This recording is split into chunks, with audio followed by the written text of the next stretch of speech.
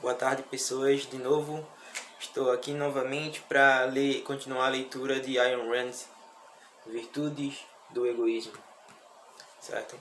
Quem tiver interessado nessa versão do livro, eu comprei no Clube Ludovico, né? Não estou fazendo propaganda, ou melhor, não estou ganhando nada para divulgar, só assino e estou gostando dos acabamentos, tá?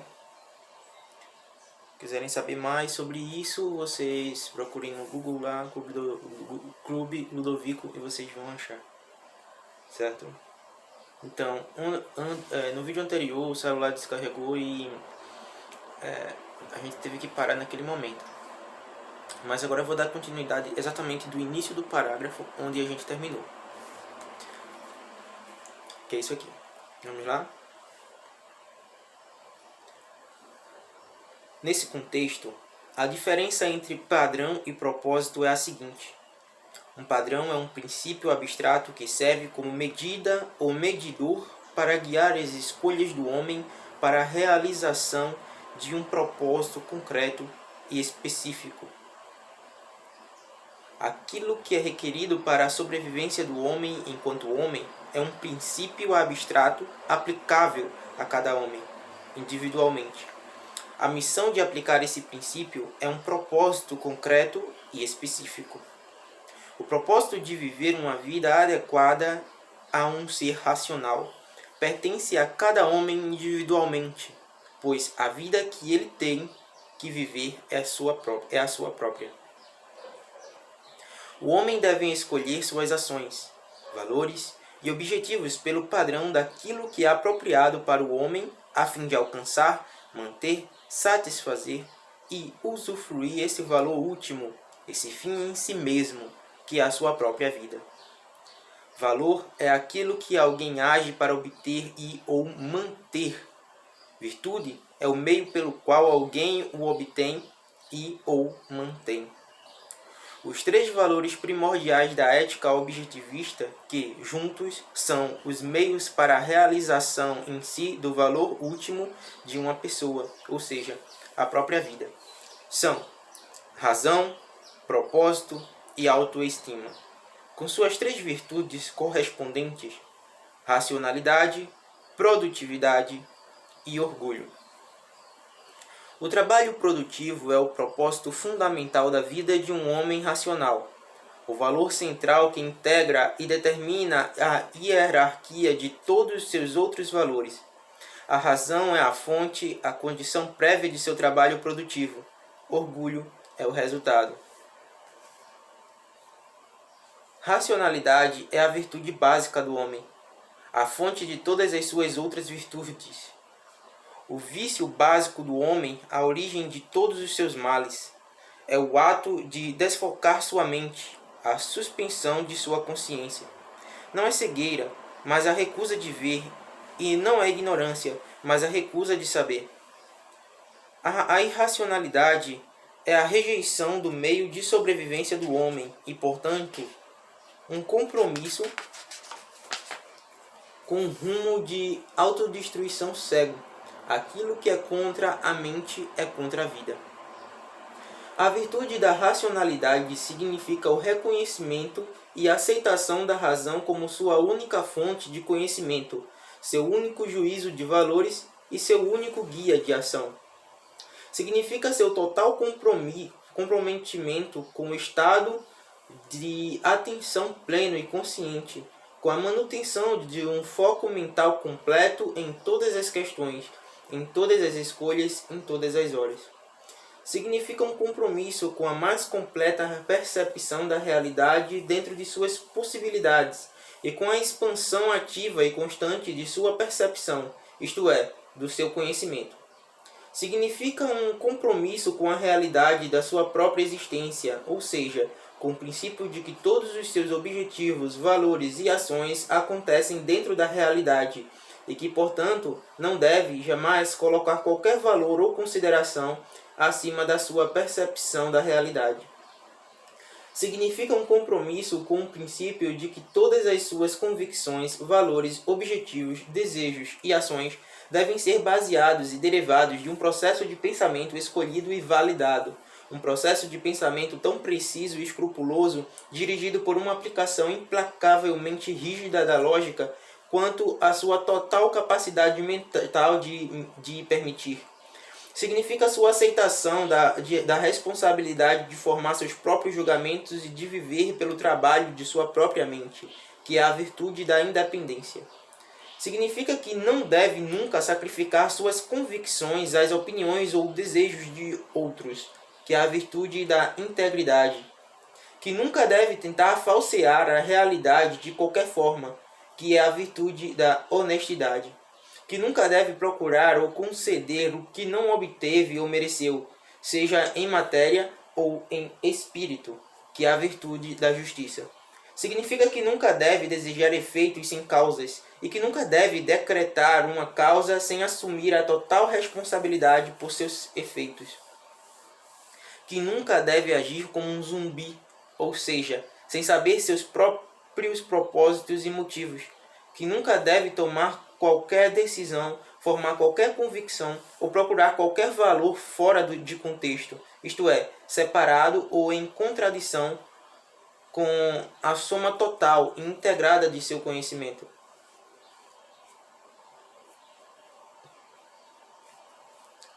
Acima de tudo, que nunca deve procurar evadir-se com contradições. Significa rejeitar toda e qualquer forma de misticismo, ou seja, qualquer apelação ou alguma fonte de conhecimento não sensorial, não racional, não definível, sobrenatural. Significa comprometer-se com a razão, não em momentos esporádicos, em questões selecionadas ou emergências especiais, mas como uma filosofia de vida permanente. A virtude da produtividade é o reconhecimento do fato de que o trabalho produtivo é o processo pelo qual a mente humana sustenta sua vida, o processo que liberta o homem da necessidade de ajustar-se ao seu ambiente.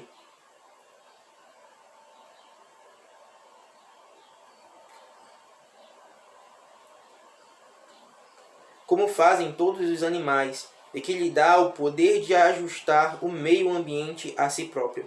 O trabalho produtivo é o caminho da realização ilimitada do homem e exige os maiores atributos de seu caráter, sua habilidade criativa, sua ambição, sua autoassertividade, sua recusa em suportar desastres que ele não provocou,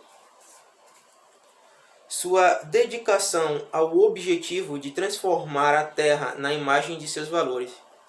Trabalho produtivo não significa a realização inconsciente dos movimentos de alguma tarefa. Voltando um pouco, aqui, ó. Sua dedicação ao objetivo de transformar a Terra na imagem de seus valores. Eu lembrei de um filme que se chama Cruzada, que nele o personagem principal, acho que é Aidan, o nome dele, não lembro muito bem, ele fala assim, ele gravou um texto em uma madeira, né, e colocou em cima da sua loja lá, que ele era um ferreiro, e com o texto era o seguinte: que homem é o homem que não faz a terra em que vive melhor, ou é o local em que mora melhor. Então, isso aqui é bem interessante, né? Sua dedicação ao objetivo de transformar a terra na imagem de seus valores, né? Ou seja, transformar a terra em um lugar melhor, né? Se o seu valor for esse. Trabalho produtivo não significa a realização inconsciente dos movimentos de alguma tarefa. Significa a busca de uma carreira produtiva, escolhida conscientemente em qualquer linha de empenho racional, grande ou modéstia, e em qualquer nível de habilidade. O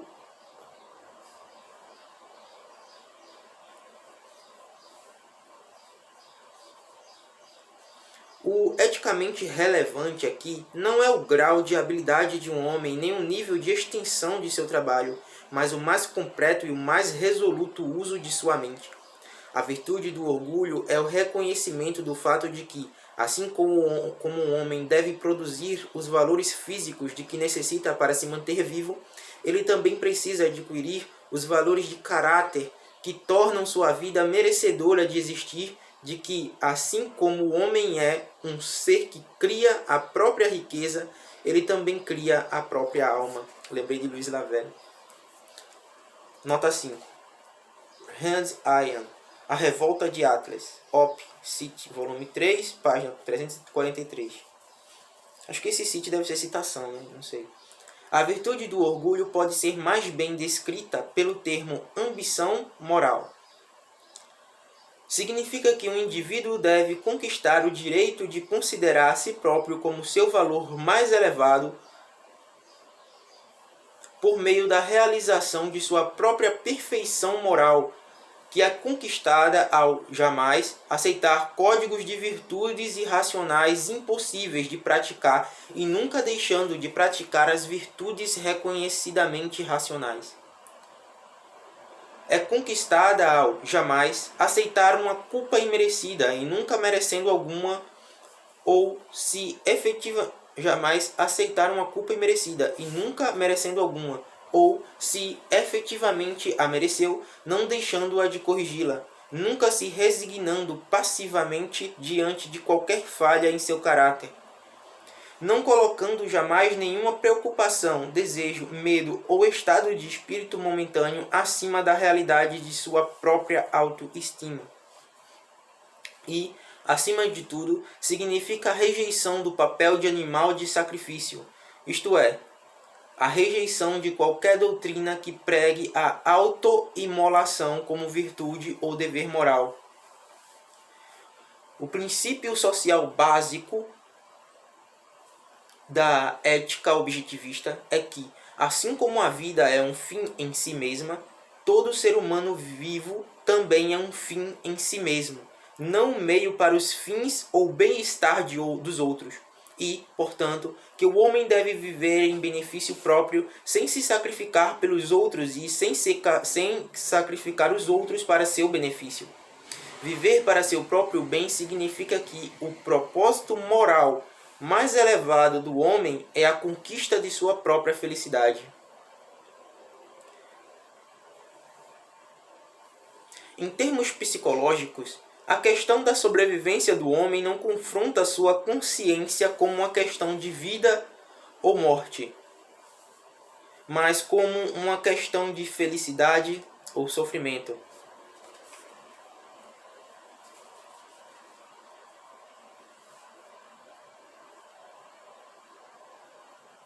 A felicidade é o estado de triunfo da vida. O sofrimento é o sinal de alerta do fracasso, da morte.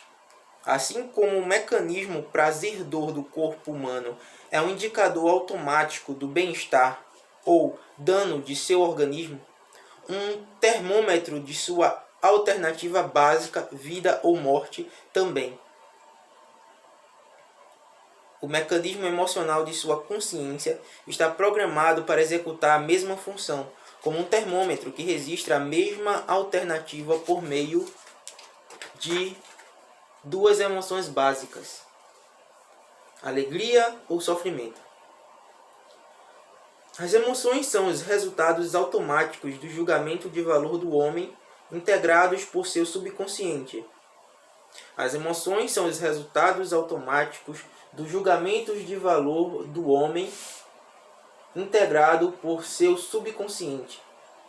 As estimativas daquilo que promove ou ameaça seus valores, daquilo que está a favor ou contra ele, calculadoras ultra-rápidas que dão a soma de seu lucro ou prejuízo.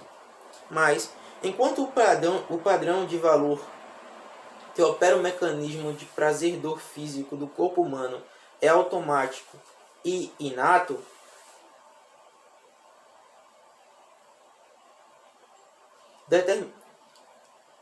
mas enquanto o padrão de valor que opera o mecanismo de prazer-dor físico do corpo humano é automático e inato, determinado pela natureza de seu organismo, o mesmo não ocorre com o padrão de valor que opera seu mecanismo emocional. Dado que o homem não adquire conhecimento automático, tampouco pode ter valores automáticos. Perdão, gente, eu vou ler de novo, me desfoquei. Deixei a minha racionalidade de lado, como diria aqui, né? Mas, enquanto o padrão de valor que opera o mecanismo de prazer-dor físico do corpo humano é automático e inato, determinado pela natureza de seu organismo, o mesmo não ocorre com o padrão de valor que opera seu mecanismo emocional.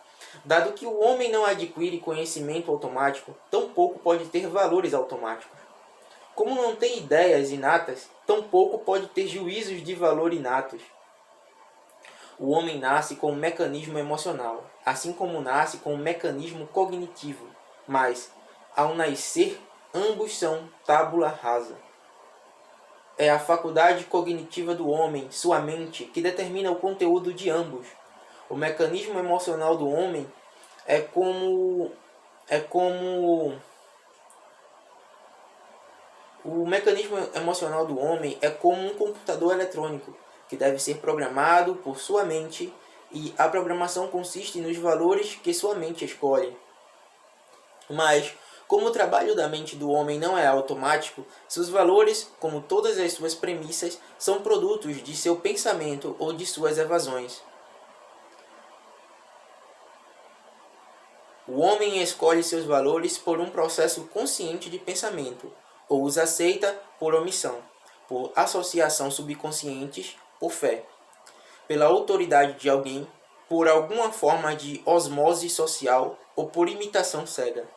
As emoções são produzidas por suas premissas, sustentadas consciente ou inconscientemente, de maneira explícita ou implícita.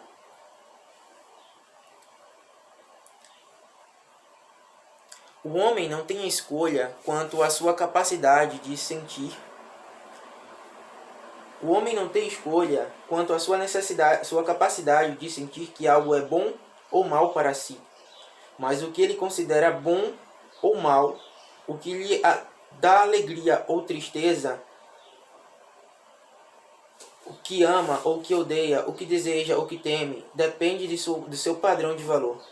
Se escolhe valores irracionais, muda seu mecanismo emocional do papel de seu guardião para o papel de seu destruidor. O irracional é o impossível, é o que contradiz os fatos da realidade. Fatos não podem ser alterados por um desejo, mas podem destruir quem deseja. Se um homem deseja buscar contradições, se quer duas coisas incompatíveis ao mesmo tempo, anota. Neste trecho, Ayn Rand utiliza a expressão em inglês failing to have a cake after one has eaten it is not a compromise. Não sei ler inglês, então eu só estou inglesando. No contexto, ela quer dizer que o fato de não se poder ter tudo ou ainda não se conseguir duas coisas contraditórias ao mesmo tempo não se trata de um acordo. You can't have your cake and eat it. É um provérbio idiomático ou figura de linguagem em inglês que, de modo geral, representa a ideia de que não se pode ter tudo ao mesmo tempo, não se pode querer o melhor de dois mundos, não se pode querer ter duas coisas incompatíveis ao mesmo tempo. Ao longo do presente livro, referenciamos a expressão simplesmente como não se pode ter duas coisas incompatíveis ao mesmo tempo. Ele desintegra sua consciência. Voltando ao parágrafo. Ele desintegra sua consciência, transforma sua vida interior em uma guerra civil de forças cegas envolvidas em conflitos sombrios, inconscientes, sem sentido nem significado, que casualmente é o estado interno da maioria das pessoas atualmente. Felicidade é o estado de consciência que surge da realização dos próprios valores. Se um homem valoriza o trabalho produtivo, sua felicidade é a medida do sucesso no serviço à sua vida.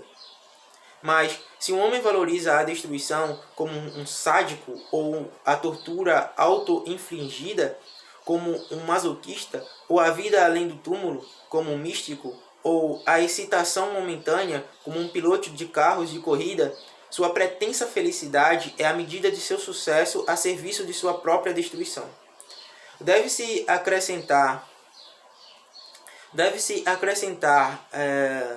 que o estado emocional dos irracionalistas não pode ser adequadamente designado como felicidade.